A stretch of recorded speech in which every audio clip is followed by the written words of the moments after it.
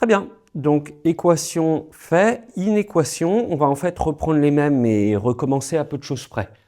Donc, si vous vous souvenez des trois équations qu'on a résolues juste avant, je les ai entre guillemets transformées en inéquations en remplaçant le symbole égal par un symbole d'inégalité, soit strict, soit large, tourné dans un sens ou dans l'autre. Prenons par exemple cette inéquation-là, e de 2 racine de x plus 1 supérieur strict à 4, toujours d'inconnu x appartenant à R+. Alors comment on va la résoudre? Là encore, on va isoler la variable, donc je ne mets pas de mystère cette fois-ci sur le nom de la technique, c'est la même que tout à l'heure. À un détail près, c'est qu'à chaque opération qu'on va appliquer, les mêmes que tout à l'heure, cette fois-ci, il nous faudra tenir compte du fait que la fonction qu'on applique sur l'inéquation est croissante ou décroissante. Au sens où quand on applique une fonction croissante sur une inégalité, on conserve son sens. Quand on applique une fonction décroissante sur une inégalité, on permute son sens. Donc à chaque étape qu'on va faire, dans la marge, on va préciser si l'opération qu'on a faite conserve ou intervertit le sens de l'inégalité. Donc je le mets là, attention à justifier du sens de l'inégalité à chaque étape. Très bien. Et bien c'est parti. Mettons là-dessus, comme tout à l'heure, un ln. Je vais quand même le détailler, en faisant apparaître ce logarithme des deux côtés. Alors pour pouvoir justifier qu'on conserve ce sens, il nous faut ici invoquer la stricte croissance du logarithme sur R+. Ces deux quantités faisant partie de R+, étoile même, pardon, R+ étoile. Donc on va dire par stricte croissance de ln sur R+ étoile. Très bien. Donc le logarithme fait disparaître l'exponentielle, il reste 2 racines de x plus 1 supérieur strict à ln de 4. Je vais faire comme tout à l'heure, vous vous souvenez, ln de 4 égale 2 ln de 2. Transformons tout de suite, c'est vraiment un réflexe utile.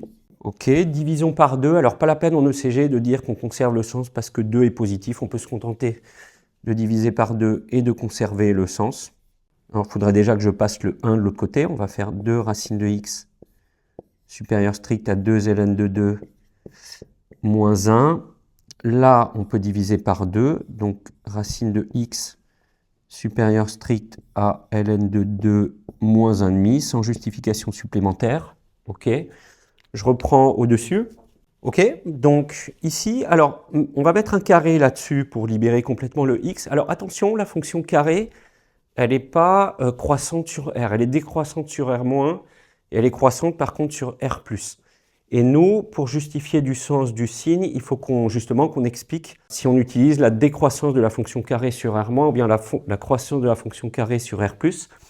Alors, comme tant bien cette racine que ce ln de 2 moins 1,5 sont positifs, je rappelle que ln de 2, c'est à peu près 0,69, donc c'est un petit peu plus grand que 1,5 qui vaut 0,5.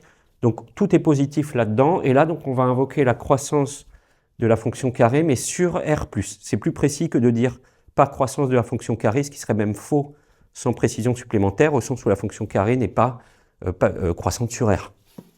Donc faisons-le, mettons un carré, donc la racine elle se transforme en x, l'autre côté il se transforme en ln de 2 moins 1,5 au carré, et en fait je peux même être encore plus précis et dire par stricte croissance, pour conserver en plus l'aspect strict du symbole, stricte croissance de la fonction qui a x associé x carré sur R+. Très bien. Et il reste une dernière chose à dire, c'est qu'au final, quelles sont les solutions de notre inéquation? En général, quand on résout une inéquation, on trouve comme solution un intervalle ou éventuellement parfois une réunion d'intervalles. Ici, en fait, x supérieur strict à ln de 2 moins 1,5 au carré, ça veut dire que l'ensemble de solutions de notre inéquation, je l'appelle S calligraphié comme solution, c'est l'intervalle ouvert, tu fais du strict, ln de 2 moins 1,5 au carré, jusqu'à plus l'infini. Et pour bien mettre ça en exergue, j'efface ici, on encadre ça. Très bien, donc isoler la variable en justifiant bien de la conservation ou de la permutation du sens d'inégalité à chaque étape dès que nécessaire. Numéro 2, tournons-nous vers cette inéquation-là, x de 3x plus 1 plus petit que 2x. Comment on va résoudre ça? Quand on avait fait de ça une équation, on avait tout passé d'un côté, on avait factorisé. On va voir si ça marche encore. On peut tout passer d'un côté, mettons, de ce côté-là. J'ai une petite préférence personnellement pour, quand je passe des quantités, pour les passer côté positif, parce que ça veut dire que je vais plutôt manipuler des concepts positifs, ce qui est toujours un petit peu plus facile que des concepts négatifs. Et ici, gardons la même idée, factorisons par x, puisque c'est notre facteur commun. Très bien, alors qu'est-ce qu'on fait de ça? Tout à l'heure, on avait fait une équation produit nul, mais il n'est pas question de parler ici d'inéquation produit nul, puis il n'y a pas de concept d'inéquation de produit nul. En fait, le bon concept dans ce contexte, c'est plutôt de faire un tableau de signes, avec une ligne pour le facteur x, une ligne pour le facteur qui est entre parenthèses ici, et une synthèse dans le tableau de signes qui va nous expliquer sur quel intervalle ce produit de deux facteurs est positif, puisque c'est ce qu'on veut savoir. Alors, on va regarder, je prépare ce tableau de signes, qui est une ligne pour x, une ligne pour 2 moins e de 3x plus 1, et une ligne pour le tout, x facteur de 2 moins e de 3x plus 1. OK. On va se placer sur R, puisque cette inéquation est définie sur R. Alors déjà, le facteur x, il change de signe en 0. Donc, on peut partager le tableau déjà comme ça, avec ici, hop, je vais plutôt faire comme ça, moins, plus, et 0 là. OK. Quant au facteur 2 moins e de 3x plus 1, il faudrait qu'on sache quand est-ce qu'il est positif, quand est-ce qu'il est négatif, quand est-ce qu'il est nul. Pour ça, comment on va faire? Eh bien, on peut tenter de trouver déjà quand est-ce qu'il est positif en résolvant l'inéquation 2 moins e de 3x plus 1 supérieur à 0. Alors, je vais le faire ici, comme une justification a posteriori. Donc, pour tout x appartenant à R, 2 moins e de 3x plus 1 est positif lorsque, et là on va isoler x comme ici. On peut faire par exemple comme ça, je le fais un petit peu plus vite que tout à l'heure. On met un ln comme ça, donc là je vais être précis, puisque aujourd'hui c'est notre thème. Par croissance, je le mets comme ça, de ln sur R plus étoile. Très bien. On passe le 3 de l'autre, on passe le 1 de l'autre côté, on divise par 3. Et on trouve ln de 2 moins 1 sur 3 plus grand que x. Que veut dire cette inégalité-là? Elle veut dire, si on la regarde du début à la fin, que ce facteur-là est positif à partir du moment où x est plus petit que ln de 2 moins 1 sur 3. Donc ça veut dire que la valeur qui sépare le signe de ce facteur-là en plus d'un côté et moins de l'autre, c'est cette abscisse-là, ln de 2 moins 1 sur 3. Alors, il nous faut la placer par rapport à la valeur 0 qui est déjà présente dans le tableau. Pour ça, rappelons-nous que ln de 2, c'est 0,69 à peu près. En tout cas, c'est plus petit que 1. Donc, ln de 2 moins 1 sur 3 est négatif. Ça veut dire que cette valeur, elle se place plutôt là. ln de 2 moins 1 sur 3. OK. Et donc, en synthèse, le facteur est positif. Donc, on va mettre un plus à partir du moment où x est plus petit que cette valeur séparante. Donc ça veut dire que la case qui contient plus, elle est là. On va mettre 0 là. On va mettre moins là. OK. Et là, on a le tableau de signes au complet. Si on croise les signes, on a 0, 0 ici. Et donc là, moins par plus, moins par moins, plus par moins, moins. OK. Nous, on voulait savoir quand est-ce que ce produit était positif. Il apparaît que ce produit est positif dans cette case-là, positif ou nul. Donc la solution à notre problème, je vais la mettre ici. Ça va être, comme tout à l'heure, un intervalle, à savoir l'intervalle ln de 2 moins 1 sur 3, virgule 0.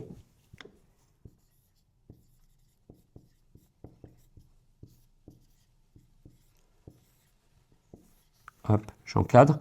Et on a répondu donc à cette inéquation, à l'inéquation qu'on résolvait au début, celle qui est encore là. Très bien.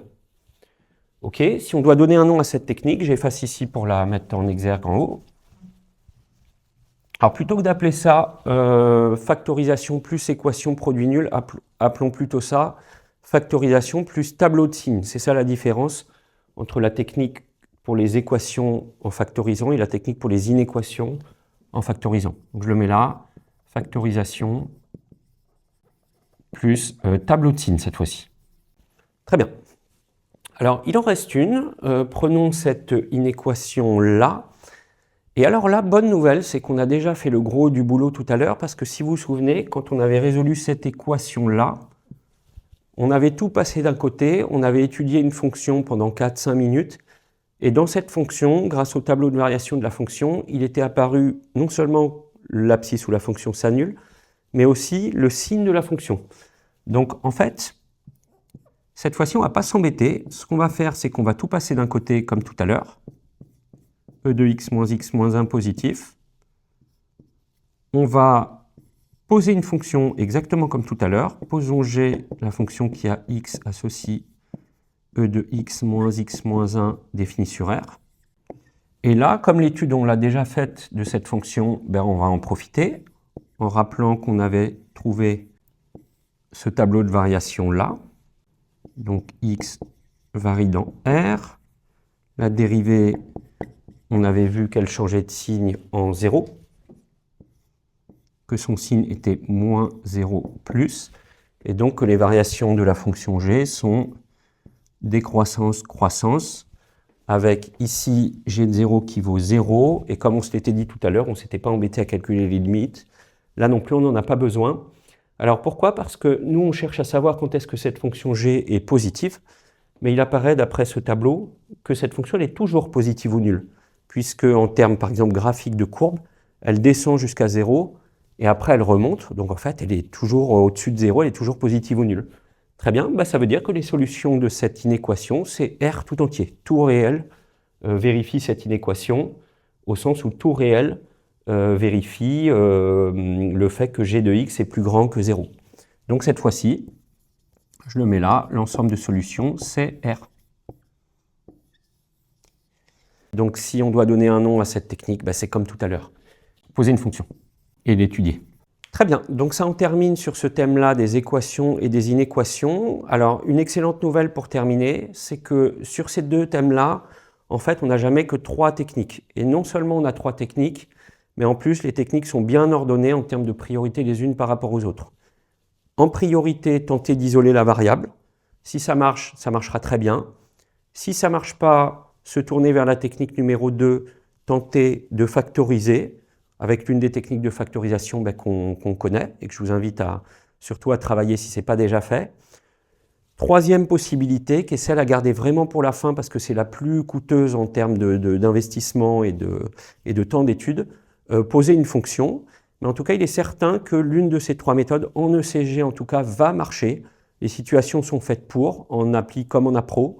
Et donc, il ne reste plus qu'à voir, à les décliner les unes après les autres jusqu'à trouver laquelle est la bonne. Et c'est une très bonne nouvelle en maths, dès qu'on est devant un problème pour lequel le nombre de réponses au problème ou de techniques qui répondent au problème est bien balisé et bien ordonné. C'est la meilleure des choses.